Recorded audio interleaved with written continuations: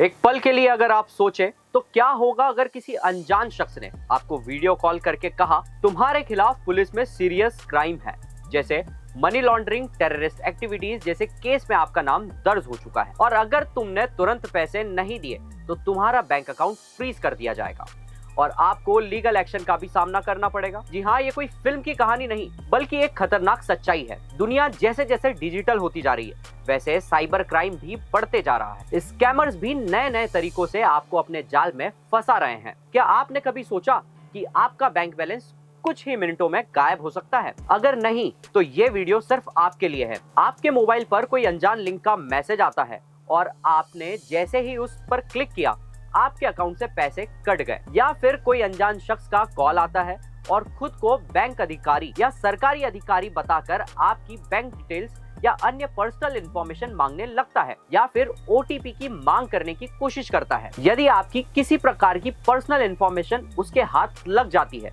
तो आप अपने जीवन भर की जमा पूंजी एक झटके में गंवा सकते हैं। ऐसे ही साइबर फ्रॉड द्वारा डिजिटल अरेस्ट किया जाता है।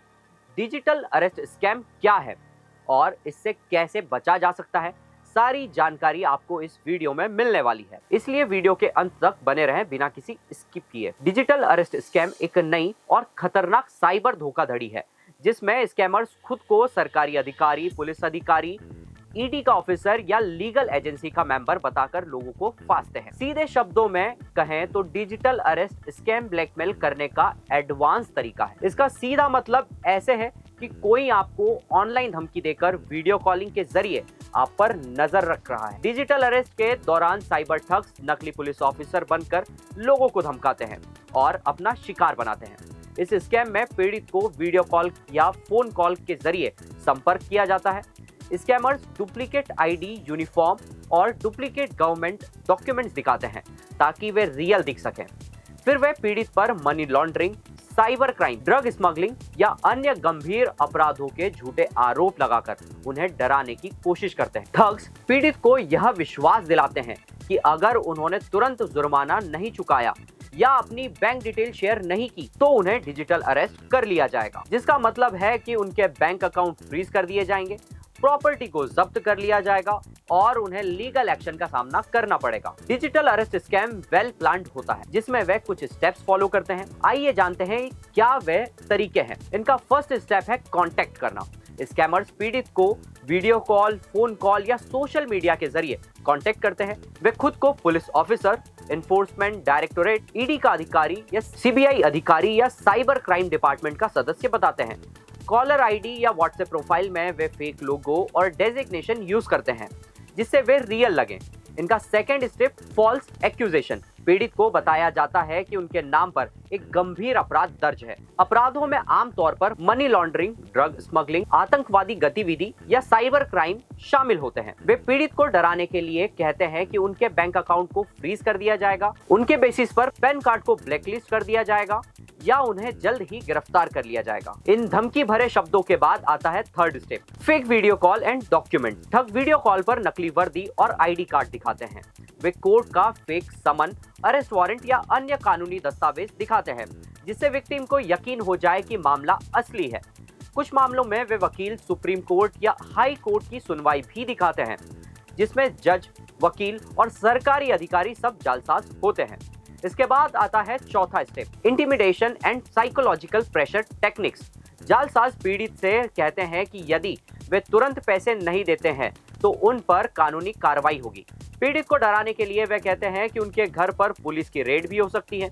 कई बार वे पीड़ित को घर से बाहर जाने से मना करते हैं और वीडियो कॉल के माध्यम से उन्हें लगातार निगरानी में रखते हैं। इसके बाद पांचवी स्टेप, डिमांड फॉर मनी। यहाँ आता है स्कैमर्स का दाव। स्कैमर्स पीड़ित से कहते हैं अगर वे गिरफ्तारी से बचना चाहते हैं तो तुरंत एक निश्चित राशि उनके बैंक अकाउंट में ट्रांसफर करनी होगी।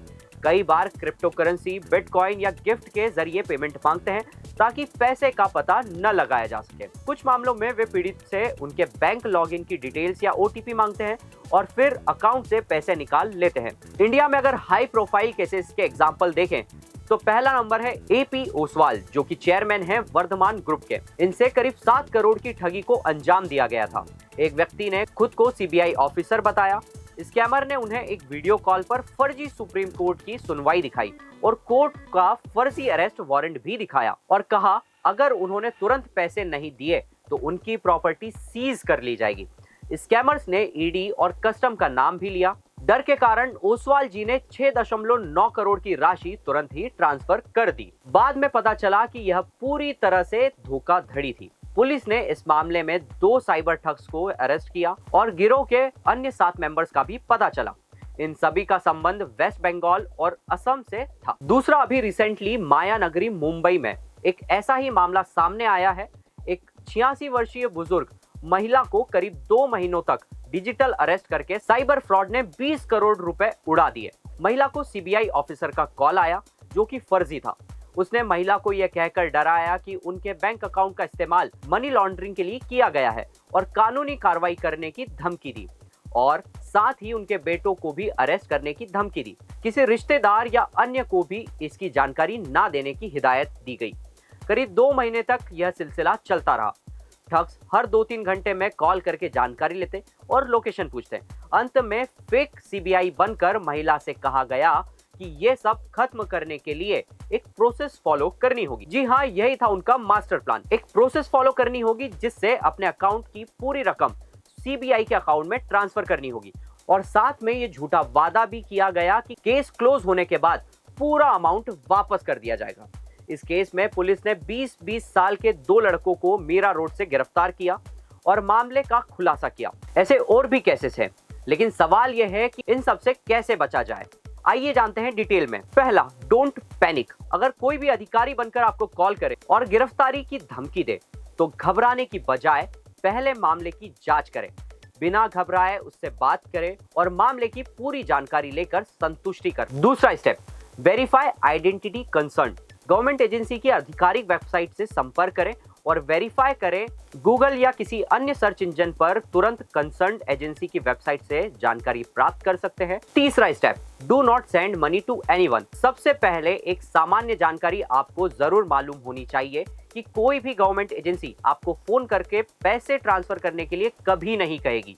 यदि ऐसा कोई मामला है तो आपको संबंधित अधिकारी के ऑफिस, पुलिस स्टेशन या कोर्ट में उपस्थित होने के लिए कहेगी। इसलिए किसी भी अननोन पर्सन के कहने पर पैसे ट्रांसफर ना करें। अगला step, do not share personal information on video call. कोई भी अधिकारी आपसे वीडियो कॉल पर Aadhaar card, PAN card, bank details या और कोई पर्सनल इंफॉर्मेशन नहीं मांगेगा। अगला step, report suspicious calls.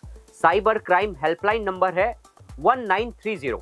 Cyber crime portal www.cybercrime.gov.in या फिर लोकल पुलिस स्टेशन से भी कांटेक्ट कर सकते हैं। Do not trust fake documents. अगर कोई आपको कोर्ट ऑर्डर, समन या अरेस्ट वारंट दिखाता है तो उसे वेरीफाई किए बिना उस पर कार्रवाई न करें। तो आपको ये वीडियो कैसा लगा है हमें कमेंट बॉक्स में जरूर बताएं और आप भी अपने दोस्तों और रिश्तेदारों को ये वीडियो शेयर करके जरूर सतर्क करें।